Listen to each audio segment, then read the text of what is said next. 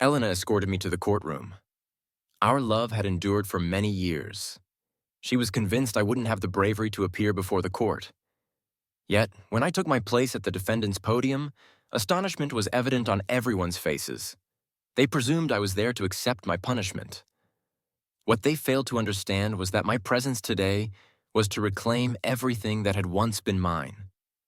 Before the trial commenced, the judge earnestly asked, "Plaintiff and defendant, are you aware of the potential outcome of this trial? If the plaintiff loses, all assets will be transferred to the defendant, and you will be sentenced to—" Before he could finish, someone interjected. "If the defendant loses, he will receive a life sentence without the possibility of bail." Elena fixed me with a fierce stare, her expression brimming with contempt, as if she didn't recognize me. The person who had been her closest companion for so many years. Sitting beside her, arrogantly resting his hand on her shoulder like a husband, was Lucas. He glanced at me with a defiant and provocative demeanor. The judge turned his attention back to me. Before he could speak, I lifted my chin, my expression unwavering, and boldly declared, "Let the trial proceed." The gavel struck the table, and the proceedings officially began. Elena's initial accusation against me was that I had abandoned my parents and neglected my filial duties. The staff activated the projector, displaying the specific charges related to this accusation on the large screen. Simultaneously, another screen streamed live comments from tens of thousands of online viewers. "Isn't this Michael, the eldest son of the Lee family? He's being sued? Unbelievable. I was a diehard supporter of his and Elena's relationship back then. You can't judge a book by its cover." I never anticipated Lucas to appear so gentle and refined, only to reveal such malevolence. As the comments scrolled across the screen, Lucas smirked proudly and held Elena even tighter. I clenched my fists silently. The charges against me were being projected on the big screen. Displayed was my grandfather, his hair completely white and his frame frail. His cloudy eyes gazed directly into the camera, tears as large as beans streaming down his face. His voice, aged and sorrowful, echoed, "Michael, she was the one who loved you the most. She is your blood grandmother. How could you abandon her in a desolate suburb, leaving her to fend for herself? Where is your conscience?" "Ha!" The jury began to murmur in response. Elena pressed her hands firmly against the table, her face marked with pain. Lucas gently patted her shoulder, soothing her with a soft voice. While everyone was distracted, he subtly lifted the corner of his mouth and flaunted the ring on his finger, asserting his dominance over me. I sneered. He's still smiling, truly a heartless scoundrel. People like him deserve to die. As online commenters continued their furious barrage, the judge introduced equipment connected to my entire body. This was the most advanced machinery available, capable of extracting all of a person's memories while also serving as a lie detector. However, it was rumored that those subjected to memory extraction would choose to plead guilty due to the unbearable pain. Lucas and Elena were unaware of the memory extraction application. Lucas's complexion visibly darkened, while Elena continued to glare at me with the same intense hatred as always. "I'd like to see what tricks you're planning to play," I declared. The extraction commenced, and an excruciating pain assaulted me, as if someone were using a knife to slowly carve open my organs. The extracted memories were simultaneously displayed on the large screen. During the 3 years my mother was divorcing my father, we lived with my grandparents. My grandfather, who favored sons over daughters, harbored disdain for my mother and, by extension, for me as well. However, my grandmother treated me with great kindness. She possessed skilled hands, capable of creating the most delicious dishes from the simplest ingredients. She was physically robust and would take me to the river in the summer to catch fish and shrimp. She would gently stroke my head and tenderly say, "Michael is the bright moon in the sky, Grandma's precious treasure." At 13, I already understood the disputes between adults and knew that every serving of the meat Grandma gave me was accompanied by Grandpa's scolding and roaring. I would lie on Grandma's lap, feeling the rough, calloused hands that bore the marks of her years of hard work, and vow, "Grandma, I will make sure you live a good life." Grandma smiled kindly. We, Michael, have the heart for this. Grandma is very satisfied. Memories swiftly flashed through these beautiful recollections. I, who had always been calm, couldn't control my emotions upon seeing Grandma's face, and tears streamed down my cheeks. Elena was also moved, with tears welling up in her eyes. Grandma treated me well and loved me dearly. Only Lucas's face darkened. No way, such a good grandma, and he did this. Such ingrate. I've never seen such a heartless grandson. The online comments were filled with righteous indignation. Meanwhile, I looked at these comments with indifference. At 16, my father came looking for my mother. He drove a luxury car whose name I couldn't pronounce, dressed in flashy attire, and pulled up to our yard holding a little boy dressed like a prince. Lucas. Meanwhile, I stood there looking disheveled, wearing clothes from my uncle's younger days. Although Grandma had skillfully altered them, they looked utterly ridiculous in front of Lee. The boy was Lucas. Dad and Mom were arguing. Grandpa sycophantically brewed tea for Dad, nodding and flattering him. In ancient times, how could a man not have multiple wives and concubines? It's already good enough. Look, my son-in-law only chose one, unlike those 7 or 8 outside. Who knows how much better he is? Are you even my daughter? If you are, come back with my son-in-law. Mom seemed numb. I hid by the door, watching her with a cold expression, as if she was observing everyone perform in a play. Dad also expressed his heartbreak, stating that he had cut off all contact with that woman. In the end, Mom still went back with Dad. Sitting in the luxurious car, I leaned against the window and saw Grandma standing at the gate, wiping away tears. She remained there until the car turned a corner and disappeared from sight. Life in the villa was nowhere near as joyful as living in Grandma's little courtyard. However, after so many years, I managed to endure. After marrying Elena, I moved into a newlywed villa and also brought Grandma along. By that time, Grandma's health was not what it used to be, but it didn't matter. I was wealthy enough to afford her medical treatments. What I hadn't anticipated was that Lucas, through some means, managed to persuade Elena to let him move into our home. After all, he's your brother. He just returned to the country and isn't accustomed to anything. Your father is busy. Your mother doesn't take a liking to him. And he only has you. His older sister, Elena, had said. Although I was angry, I chose to compromise time and time again. I provided Lucas with everything. Top-quality blankets, carpets, a study desk, and a computer. But he dismissed all of it. He walked around the villa, stood in our bedroom with Elena, and smiled, saying, "I think this room is the best." I was stunned. The room still had our wedding photos hanging inside. He couldn't possibly not recognize what room this was. Suddenly, Grandma appeared, pointing at Lucas and angrily commanded, "Get out! This is Michael's home."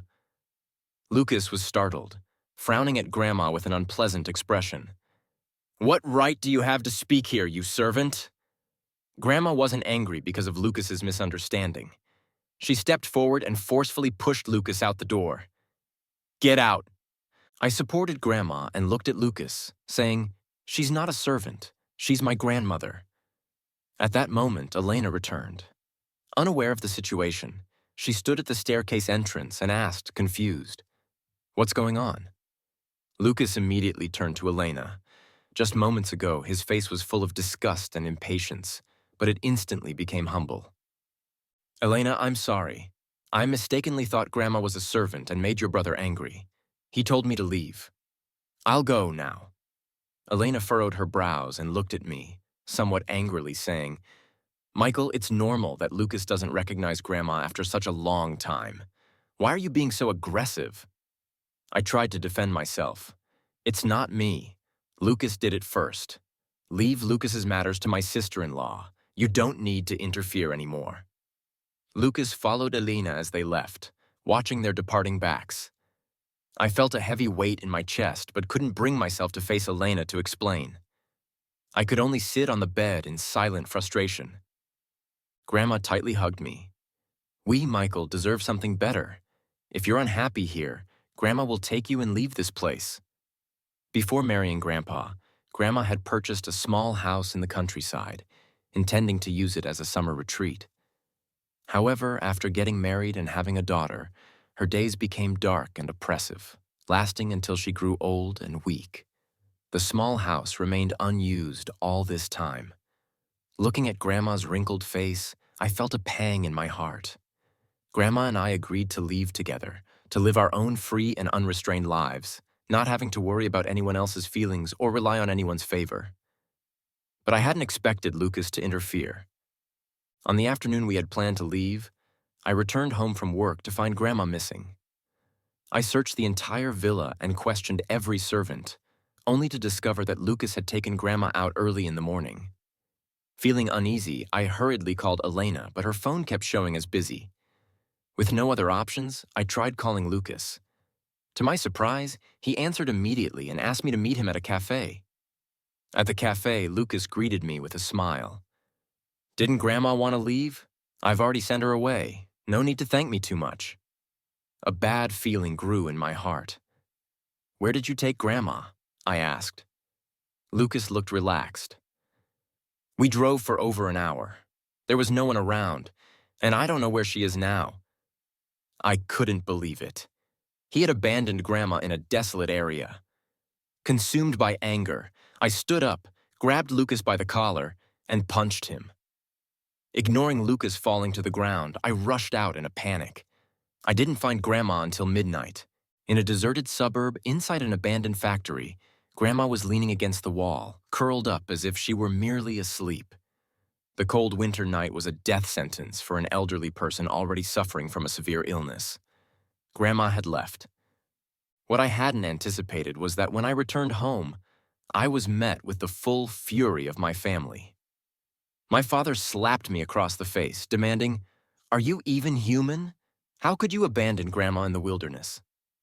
I covered my face, staring at him in bewilderment. It was Lucas who did this, not me. My stepmother looked at me with disappointment. "Michael, I always thought you were a kind and sensible child. I never expected you to—" Sigh, I don't even know what to say. Lucas wiped his crocodile tears and choked out, "If there's a problem, just come to me. Why are you making things difficult for an elderly person?" Amidst everyone's accusations and reproaches, I gradually realized that Lucas had made it all seem like I was the one responsible. I stared fixedly at Elena and whispered, "Elena, do you believe me?" But I forgot that, no matter when. Elena had never truly stood by my side. She frowned, her eyes filled with disappointment and disgust. "Starting today, I'll be sleeping in the bedroom next door." The memory extraction ended here. The excruciating pain subsided, and I was drenched in cold sweat, gasping for air in large breaths. The jury murmured again, whispering among themselves and frequently glancing toward Lucas. The online comments couldn't stay still either, frantically flooding the screen. Seen shameless people before, but never this shameless. First time seeing such a despicable man, truly a heartless scoundrel. He deserves life imprisonment. Lucas's face had turned unpleasant, and he released his hold on Elena's shoulder. Elena furrowed her brows. Her expression was shocked as she stared at the screen. However, the judge didn't give everyone time to recover. Second charge? Narrow-mindedness. Physically assaulting others resulting in injury and lifetime infertility. Lucas looked sorrowful as he sat alone on the rooftop. Suddenly, I emerged from behind, grabbed his collar, and began to punch him. Panicking, he turned and started fighting back. During the scuffle, Lucas slipped, desperately grabbing my hand, and both of us fell from the high building. The scene flickered to a hospital. A doctor shook his head regretfully, saying, "This accident has injured Lucas's lower body, which may result in lifetime infertility." Lucas lay on the hospital bed with a pale face, looking sorrowful and red-eyed despite the pain. Meanwhile, Elena held him tenderly, whispering comforting words. The two of them embraced like a married couple. Dressed in a patient gown, I stood at the doorway of the hospital room, staring blankly. No wonder Elena doesn't like him. Who would love such a heartless, trashy person? What grudges? What resentments? He harmed someone, and he's his own brother.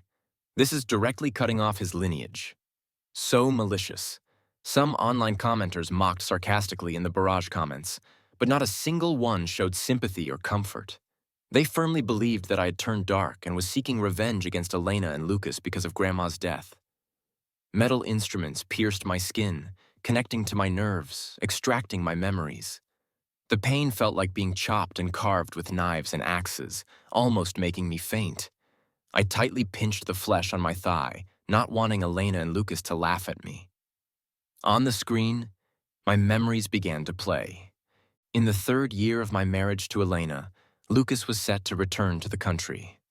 On the night I learned of this news, Elena couldn't sleep and sat in the living room all night. I, too, was in a complicated emotional state and couldn't sleep the entire night. If it weren't for the 5 similarities between me and Lucas, Elena wouldn't have agreed to my proposal. I had loved Elena for many years and had stayed by her side after she broke up with Lucas, helping her recover from her heartbreak and regain her strength. Although I knew she had never truly let go of Lucas, I was still happy when she agreed to marry me after I tentatively proposed. However, I didn't expect our happiness to last only 3 years. On the day Lucas returned, our whole family went to the airport to pick him up.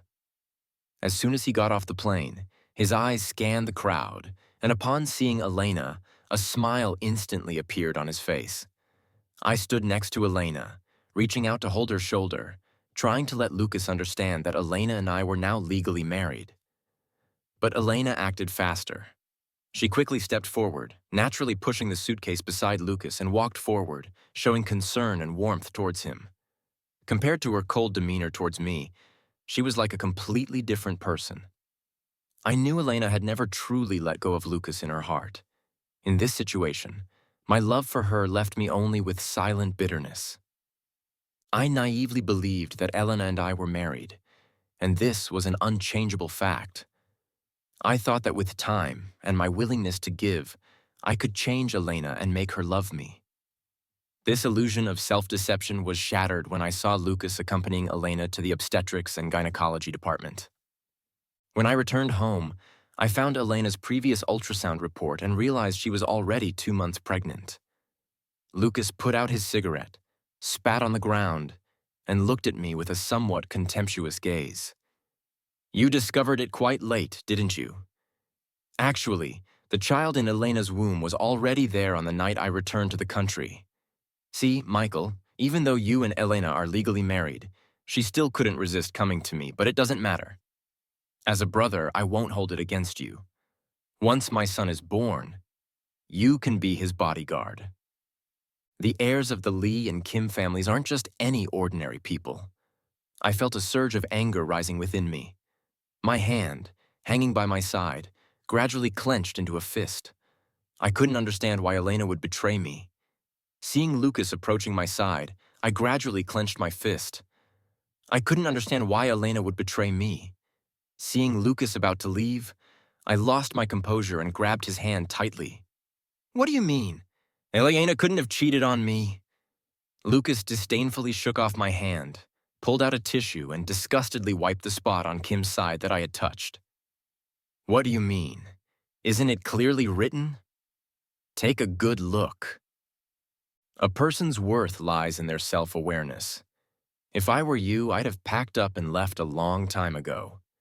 It's a pity, though. Even if you beg Elena, she wouldn't sleep with you. Lucas threw a close-up photo of him and Elena onto my face, then let it fall to the ground. He left triumphantly, like a victor, smirking as he departed. My head was throbbing, and my breathing was rapid. I could only lean against the wall, trying to calm myself. But the intense stimulus made my breathing even more rapid, and my mind went blank before I fainted on the ground. When I opened my eyes again, I found myself lying on a hospital bed. A nearby doctor saw me wake up and comforted me. "Sir, you shouldn't get too excited. You have symptoms of hyperventilation. Fortunately, you fainted in the hospital, no matter what the reason. Life is the most important thing. You only live once. Don't give up easily because of others." The doctor's words encouraged me. I made up my mind that this time I would take the initiative and not let Lucas succeed. But unexpected events were still about to unfold. Elena's pregnancy was unstable. Less than 3 months in, there were signs of a miscarriage. Refusing to give up on her and Lucas's child, Elena moved into the hospital. I had already contacted the media to release the news that Melissa from the Kim family was suspected to be pregnant. Coincidentally, they captured photos of Lucas accompanying Elena as they processed her admission to the obstetrics department. While Elena and Lucas were busy handling the hospital admission, the internet was ablaze with rumors and speculations about their relationship. People even began to suspect that the child in Elena's womb was Lucas's. All I could say was that the netizens' insight was indeed impressive. As the storm of rumors continued, I chose this moment to make my appearance, weary and dusty, walking into Elena's intensive care unit. Upon seeing me, Elena frowned, shielding her belly, and asked, "What are you here for?" I put down the warm bottle in my hand and smiled at her. "Wife, this is the chicken soup I made for you. Drink it and nourish yourself." Perhaps fearing I might tamper with things, Elena didn't move. I poured myself a bowl of chicken soup and drank it, then smiled. See, no poison. Only then did Elena reluctantly drink the chicken soup I'd prepared for her. The reporters couldn't reach the floor where Elena's ward was located. When I exited the elevator, I wore a sorrowful expression. Upon seeing the flash of the cameras, I hurriedly forced a somewhat awkward smile. The media held microphones up to me, asking whose child was in Elena's womb and what the relationship between Lucas and Elena was. I didn't explicitly say anything, merely told the media, "The child in Elena's womb will definitely be the future heir of both the Lee and Kim families." After saying that, I left it to the media to speculate and write about. Within an hour, an article titled, "Elder Master Kim Suspiciously Pregnant. Miss Lee's child suspected to be Kim's second master's son," went viral on social media. However, Elena and Lucas surprisingly didn't come to confront me. I intended to get to the bottom of things, but overheard Elena and Lucas's conversation at the entrance of the ward. "Michael probably knows I'm carrying your child, Lucas. What should we do?" "Don't worry. If Michael dies, it won't matter anymore." Standing at the door, my breathing began to quicken again.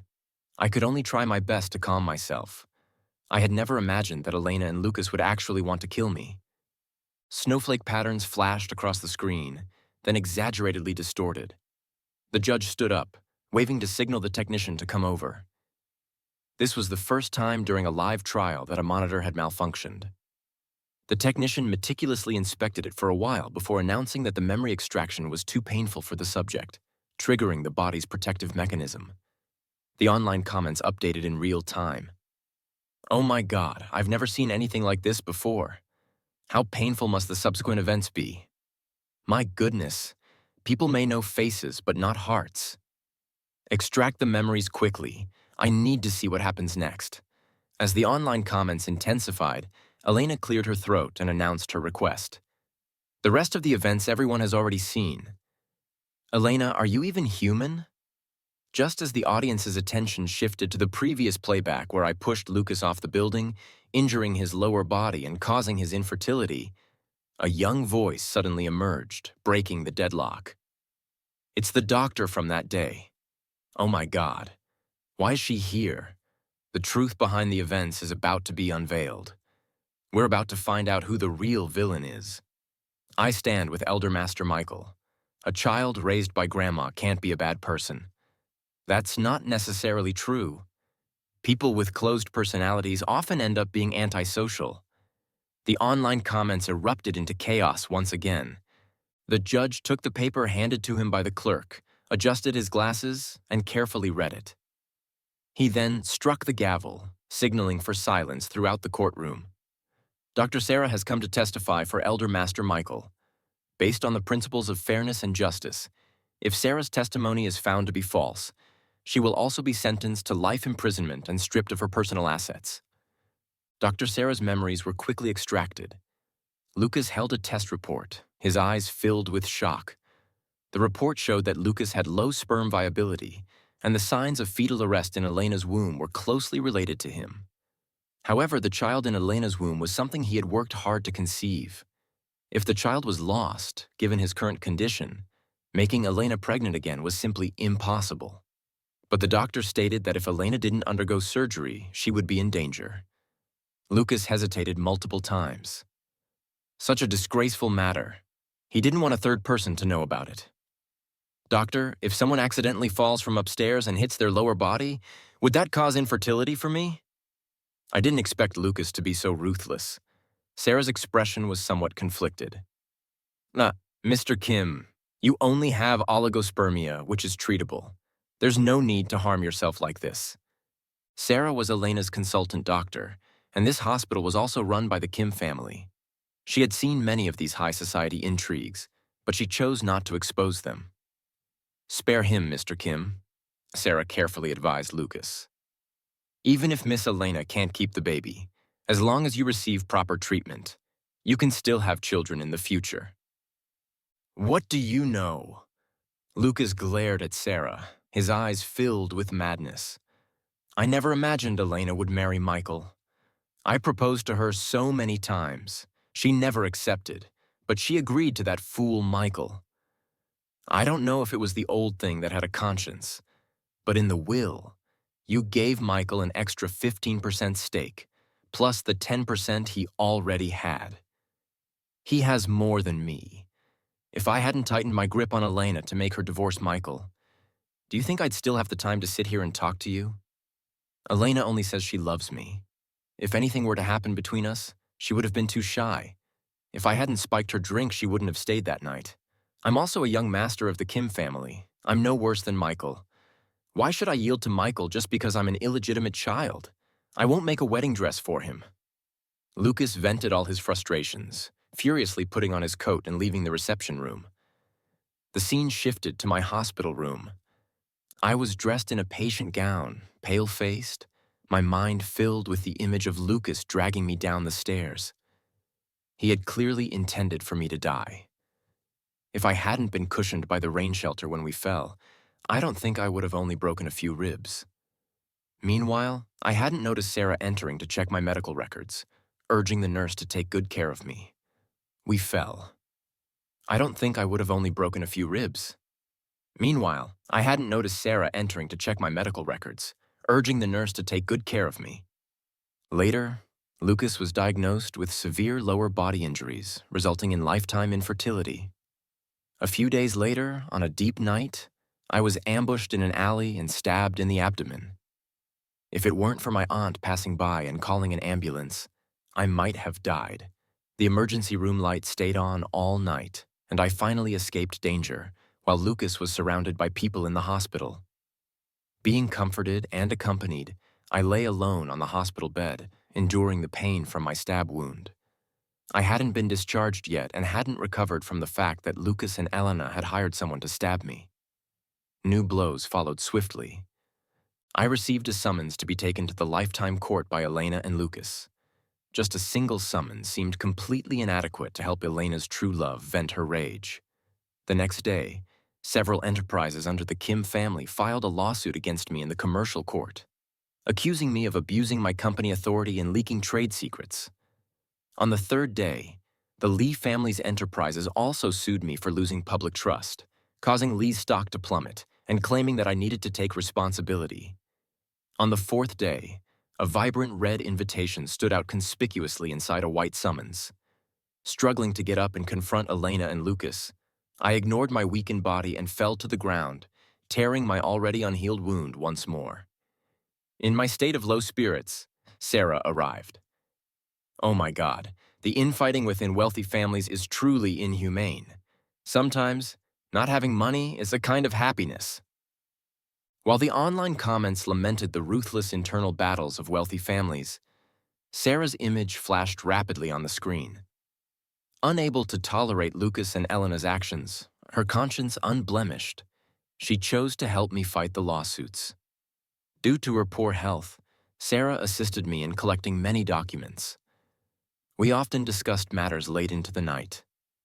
These actions became Elena's third charge against me, having an affair with the family doctor, framing Elena and causing the lovesick Elena to almost consider suicide.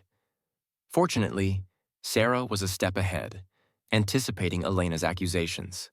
As a result, we never discussed matters alone. From outside, only our two figures could be seen sitting together behind the drawn curtains. But the surveillance inside clearly showed a busy room full of people. By this point, Elena's face was already extremely unpleasant. Lucas, who had thought he was certain of driving me into hell, dared not speak ill of me anymore upon seeing this situation. Elena, enraged, stood up from the plaintiff's seat and threw a stack of photos and several ultrasound reports in front of me. I almost forgot that half a year ago I had accompanied my cousin, who had been treated well by Grandma except for my grandfather, to her prenatal checkup. She had been deceived by her ex-boyfriend and lost her virginity. Initially, she wanted to abort the child, but the doctor said she had difficulty conceiving, and if she aborted the child, it would be very hard for her to have children in the future. So, she decided to keep it. However, she didn't dare tell anyone except me, her cousin. I accompanied her to the prenatal checkup, but I didn't expect that Elena had already hired someone to follow me, trying to capture evidence of my affair. Fortunately, after Lucas returned, he forced me and her to divorce. Half a year ago, Michael accompanied a woman to a prenatal checkup. Now, this child is almost a month old, and I've been sleeping separately from him for almost a year. If I lost the lawsuit, as the main plaintiff, Elena would also be sentenced to lifetime imprisonment, an outcome he couldn't accept. Moreover, my uterus is malformed. Otherwise, I would have been pregnant with Michael's child long ago. For her own benefit, Elena revealed a secret she intended to hide for a lifetime. It seemed that the signs of fetal arrest in her and Lucas's child were not only because Lucas had oligospermia, but also because of her uterine malformation. Ridiculous. In her youth, Elena had been taken by her mother to see a doctor due to irregular menstrual periods. She knew her uterus was malformed. But neither Elena nor her mother dared to speak up, especially since Elena was the only heir of the Kim family. Additionally, Elena was designated by her grandfather as the future heir. If the Kim family found out that Elena couldn't bear children, they might find a suitable heir outside, justifying Kim's father to seek a son from elsewhere. Kim's mother was unwilling to give up the hard-earned wealth. After all, her uterine malformation hadn't affected Elena's normal life. Once Elena fully obtained the Kim family's inheritance rights, she could undergo treatment without delay. However, this was postponed until now. Therefore, she was unwilling to marry Lucas for this reason. So, she was unwilling to give up the child she had worked so hard to conceive. Unfortunately, she didn't anticipate that Lucas had also concealed his oligospermia. The judge's face darkened as he signaled the technician to attach the memory extraction device to Elena. Finally, the truth was about to be unveiled. Because of this unspeakable secret, Elena had maintained a so-called platonic love with Lucas, being reluctant to agree to his marriage proposals. Major media outlets competed to report that the heir to the Kim family had been infatuated with Lucas, the second master of the Lee family ever since their breakup, even unwilling to settle for the sake of the family. However, over time, Elena needed to get married and have the next heir to the family. Moreover, opponents seized the opportunity to attack the Kim family's reputation by spreading rumors that Lucas and Elena were contractual lovers and that Elena was homosexual, causing the Kim family's stock and enterprise valuations to plummet. Under such circumstances, Elena had to quickly find someone to date and marry to quell the rampant rumors. Although she deeply loved Lucas, she knew that Lucas wanted to marry her merely to suppress the second master of the Lee family. If he discovered her secret, he would probably abandon her and expose everything. Extremely ridiculous, Elena, who found everyone else disagreeable, was infatuated with Lucas to the point of being love-struck. She couldn't reveal her own secret and could only watch her beloved fly away, too afraid to stop him. Under these conditions, Elena set her sights on me, who had always loved her silently. I will never forget the day she proposed to me. It was a lazy afternoon. I had just woken up and went downstairs to see Elena sitting in my living room. At that time, Grandma was still alive. Her eyes sparkled and she smiled at me, taking my hand and shyly kissing my cheek. She told Grandma that she had liked me for a long time and wanted to walk hand in hand with me through the days to come. The afternoon sunlight filtered through the tall camphor tree leaves outside the window, scattering golden spots that made her look as beautiful as an angel. Her eyes were lovely peach blossom eyes, filled entirely with me. The days that followed were just as the memory extraction device replayed.